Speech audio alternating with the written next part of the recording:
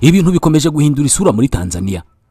Ku munsi wa gatatu wikurikiranya, abaturage bongeye kuramukira mu mihanda bamagana ubutegetsi bwa Perezida Samia Suluhu Hassan bushinjwa gukoresha amatora atanyuze mu mucyo. Madame Samia Suluhu Hassan biravugwa ko yaburiwe irengero kubera ko ubwa nyuma yagaragaye mu ruhame hari ku munsi w'amatora. Magingo aya kugeza mu gitondo cyo kuri uyu wa gatanu nta kintu aravuga ku myigaragambyo ikomeye cyane yibasiye igihugu ayoboye. Ibyo kuburirwa irengero k'uyu muyobozi bije nyuma yuko mu gitondo cyo kuri uyu wa gatanu hari urubyiruko rwabyutse ruvuga ko aho bigeze rukwiriye kujya ku nyubako ikoreramo umukuru w'igihugu bakayigarurira, bikaba ikimenyetso cya nyuma kirindimuka ry'ubutegetsi bwa Madame Suluhu Hassan. Iyi ni tekinike abigaragambya barimo kurushaho gukoresha muri ibi bihe kubera ko yakoreshejwe muri Nepal ndetse no muri Sri Lanka, kandi koko birangira ubutegetsi buvuyeho. Igitangaje ariko ni uko imyigaragambyo yo muri Tanzania yamaze guhindura isura. Bijya gutangira abaturage bavuga ko barimo kunenga uburyo amatora yateguwe nuko yagenze kubera ko ngo yakozwe batavuga rumwe na leta, bimwe uburyo bwo kwiyamamaza. Kuri iyi nshuro ibyo basaba ntabwo bishingiye ku matora gusa, ahubwo binashingiye ku buzima bw'igihugu muri rusange. Tanzania ituwe n'urubyiruko kimwe n'ibindi bihugu byinshi muri Afrika. Hejuru ya 60% by'abatuye icyo gihugu bari munsi y'imyaka 25. Muri aba bose hejuru ya 50% nta kazi bafite, ndetse benshi ntabwo bakandagiye mu ishuri. Muri bake bagize amahirwe yo kwiga, nibura 40% nta kazi bafite kandi bafite diplome. Na mbere y'amatora urubyiruko rwari rwaratangiye inkundura igira iti no job no vote. Bati niba nta kazi ubwo nta nibyo gutora bihari. Ni inkundura yari igamije kugaragaza ko abanyapolitike basaba urubyiruko gutora rukabashyira ku butegetsi, ariko babugeraho ntibibuke gukora ibiteza imbere rwa rubyiruko rwabashyize ku butegetsi. Uretse ubushomeri bwugarije urubyiruko muri Tanzania, ikindi kibazo ni kijyanye n'ibiciro by'ibiribwa byazamutse. Ibiciro by'ibiribwa birimo ibishyimbo byazamutse ku kigero cya 20% mu myaka 2 ishize, ari nako byagenze ku bindi biribwa. Hagati aho leta ya Tanzania inengwa cyane ku mbaraga ishyira mu guteza imbere ibice by'icyaro bikunze gutaka cyane ko bihezwa mu iterambere ry'igihugu. Iki kibazo cyarushijeho gukaza umurego mu minsi ishize ubwo Tanzania yibasirwaga n'imyuzure mu bice bitandukanye by'igihugu.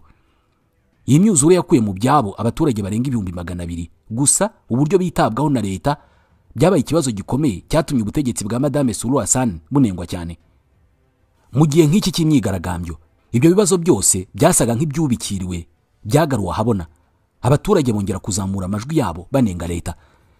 Inzego z'umutekano zivuga ko abantu 2 aribo baguye muri iyi myigaragambyo, gusa imiryango itegamiye kuri leta ivuga ko mu minsi 2 gusa abantu barenga 180 bishwe, abandi barenga 500 bagakomereka mu gihugu hose kugera nibura mu gitondo cyo kuri wa gatanu.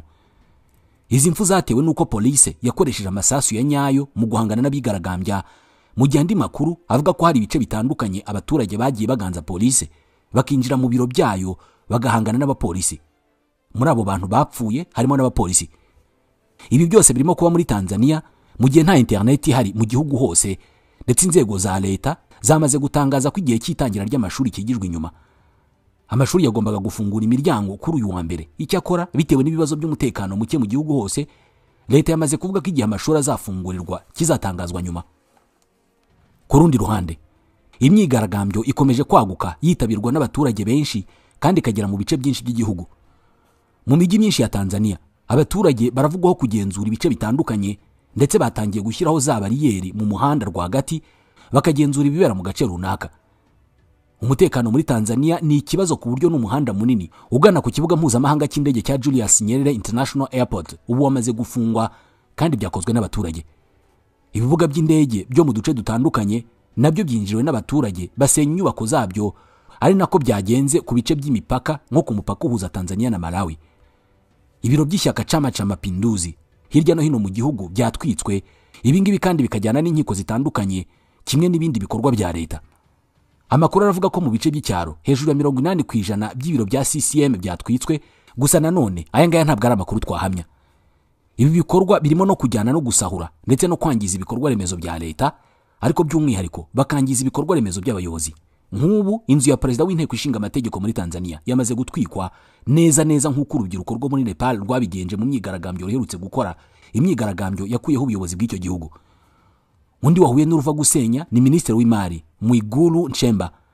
Uyu ni umugabo usanzwe afite iduka ricuruza imodoka rizwi cyane Dar es Salaam, gusa uyu munsi iri duka ryamaze gutwikwa rihinduka umuyonga.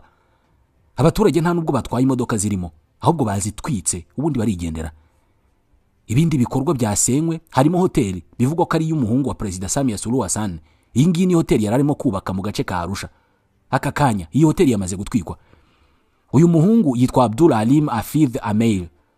Uretse ibikorwa by'ubucuruzi, numwe mu bakora mu nzego zishinzwe iperereza muri Tanzania.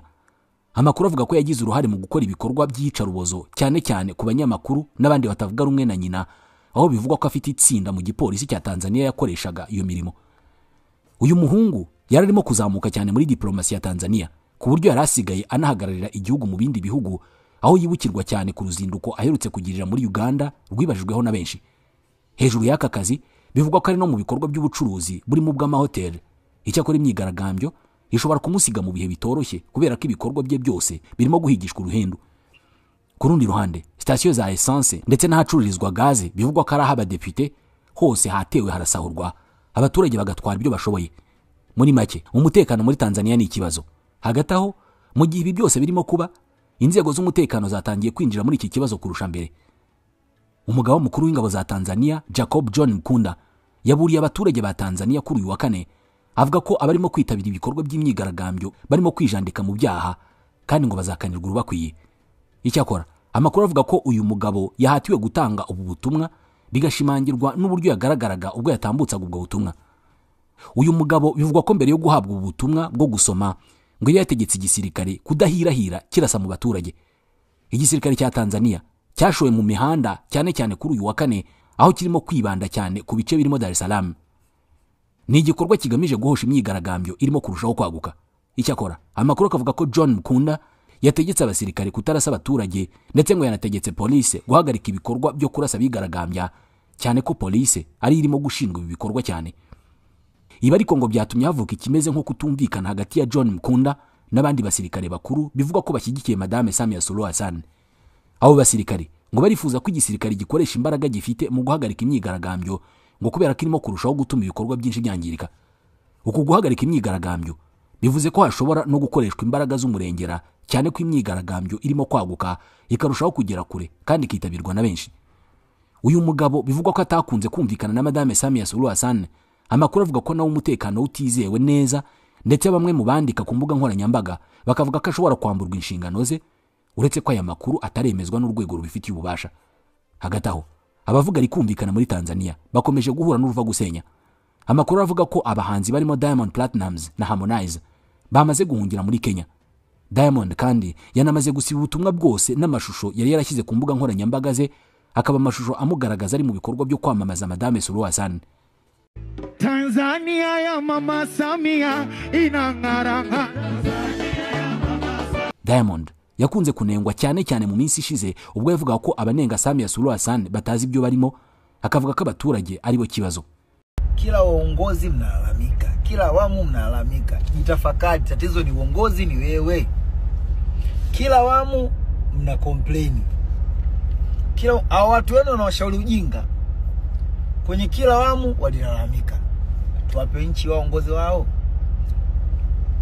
Ni amagambo yarakaje abakunzi be cyane, ndetse bituma hatangizwa inkundura yo guhagarika gukurikirana ibikorwa by'abastar bifitanye isano na Samia Suluhu Hassan, ibizwi nka unfollow. Uyu muhanzi afite ibikorwa by'ubucuruzi bitandukanye muri Tanzania birimo Wasafi Studio. Amakuru akavuga ko yahawe uburinzi budasanzwe nyuma y'uko abaturage bamwe batangiye kuvuga ko byaba byiza nayo bayitwitse, kugira ngo batange isomo kuri uyu muhanzi bashinja kubatererana akifatanya n'ubutegetsi bwakoreshaga igitugu. Undi mugabo uri muri Kenya ni Jakaya Kikwete wahoze ayobora Tanzania. Bivugwa ko uyu mugabo nawe yagiye muri icyo gihugu nyuma yo kuva muri Repubulika ya Demokarasi ya Kongo, aho yahise ahungira imyigaragambyo igitangira nk'uko amakuru akomeza kubivuga. Kikwete ngo afite ubwoba ko imyigaragambyo ishobora gukomeza kwaguka, ari nayo mpamvu uyu mugabo arimo kuvugana n'ubuyobozi bwa Kenya kugira ngo impande zombi zishake igisubizo kuri iki kibazo kitoroshye. Hagati aho, muri Zanzibar bamaze gutangaza ko Perezida Samia Suluhu Hassan yatsinze muri icyo gice, aho yagize amajwi 78.8%, uretse ko ibi byafashwe nk'urwenya na benshi mu barimo gukurikirana uko ibintu birimo kugenda muri icyo gihugu. Ku rundi ruhande, abanyatanzania barimo kuvuga ko imyigaragambyo niramuka isojwe nta gihindutse, Madame Samia Suluhu Hassan noneho ngo azakoresha imbaraga zidasanzwe mu gupyinagaza abigaragambije bose ndetse no kurushaho gukomeza ubutegetsi bwe. benshi bakemeza kuko byagenda kose kuyobora igihugu muri manda ikurikiraho bizaba ibintu bitoroshye.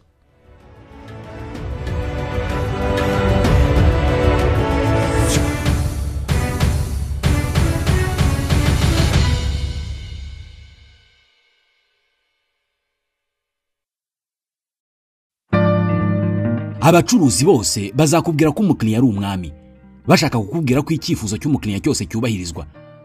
Ariko ni gute wasobanura uburyo umukiriya bavuga ko ari umwami ariko buri munsi uwo mukiriya agakora urugendo rw'ibirometero agiye guhaha? Niba ari umwami koko, kubera iki ibyo yifuza kugura batabimuzanira aho ari? Ibi rero nibyo WGP Group Technology yamenye mbere y'abandi bose maze izana kwihahiro. Uru ni urubuga rwa internet uhahiraho ibyo uhashye bakabikuzaniraho uri hose utagenze na metero imwe. Ni wa3.kwihahiro.wgpgrouptechnology.com. Icyo bigusaba cyonyine ni ukujya kuri uru rubuga wa3.kwihahiro.wgpgrouptechnology.com. Uhita uhingukira kuri page ibanza iri ibicuruzwa bitandukanye kuva ku byo kurya, imyambaro, ibikoresho bya siporo n'ibindi. Ukanda handitse shop now, bahita bakwereka ibyiciro by'ibicuruzwa bihari, ugahitamo icyo ushaka. Nk'urugero ugahitamo uyu mwambaro wa siporo, bakwereka igiciro cyawo, ugakanda handitse add to cart, bivuze ko ubushyize mu gapaniye k'ibyo uguze. Uhita ukanda hejuru ahari akamenyetso k'agapaniye k'ibicuruzwa, bakwereka wa mwenda wamaze kugeramo, ubundi ukajya handitse proceed to checkout. Hano bagusaba gufungura konte niba utayifite cyangwa se ugakoresha iyo ufite. Niba utayifite jya handitse create account, baragusaba kwandika izina ryawe na email. Hepfo baraguha password uzajya ukoresha ariko wanahimba yawe. Ubundi ukande kuri create account. Account irabibonetse, ubundi baguha ushyira email na password winjiye muri account yawe. Harita haza page igusaba gushyiramo nimero ya telefone umuntu ukuzaniye ibicuruzwa kubonaho.